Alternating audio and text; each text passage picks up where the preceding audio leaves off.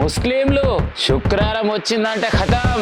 ఏది ఏమైనా గాని ఎంత కమై వచ్చినా పక్కన పెట్టి నిమ్మలంగా స్నానం చేసి మంచిగా రెడీ మసీద్ పోయి నమాజ్ చేస్తారు.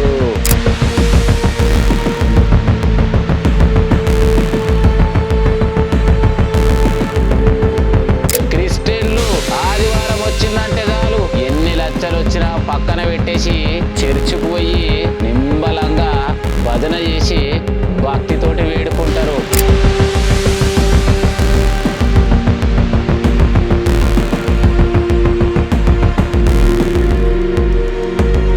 మరి హిందూ ప్రజలు ఏం చేస్తున్నారు? మరి ఏ దినం యాడిపోతున్నారు? మరి దేవాలయాలకు పోతున్నారు, తిరుపతికి పోతున్నారు, వేములవాడకు పోతున్నారు, ఎక్కడెక్కడో దూరం ఉన్న శక్తి పీఠాలకు పోతున్నారు. కానీ మన దగ్గర ఉన్నటువంటి ఇంత మంచి వేద పండితుడు మహాతాంత్రికుడు తన విద్యలతోటి నిజంగా చెప్తున్నా సోషల్ మీడియాలో అయితే పొట్టు వైరల్ అవుతుంది.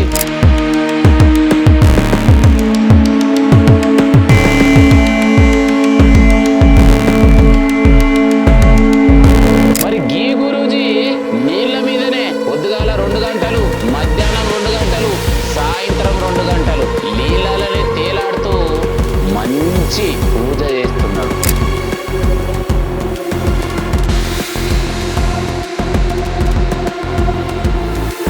మరి ఇంతకు ఈ గురూజీ ఎవరు? ఎక్కడి నుంచి వచ్చిండు?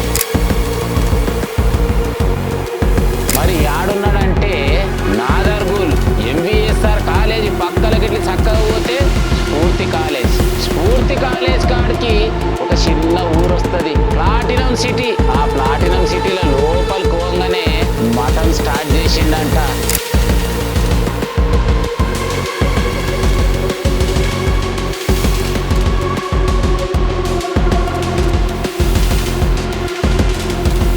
మరింతకు మఠాన్ని ఇక్కడ ఎందుకు స్టార్ట్ చేసిండు? మరి ఇక్కడ హిందూ భక్తులు ఎంతమంది ఉన్నారు? మరి ఈ దేవుణ్ణి కొలుస్తున్నారా లేదా? అన్ని ముచ్చట్లు ఈ గురువు దగ్గరికి పోయి ఆడుచుకుంటా. ఇంతకు ఈ గురువుజీ ఎవరు?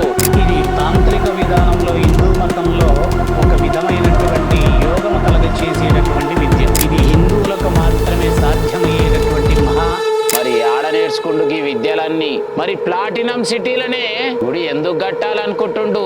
మరి గీడనే గింత మంచి పూజలు ఎందుకు చేస్తుండు? కుల్లం కుల్లాడ్చుకోనిక పోయి వస్తా మరి.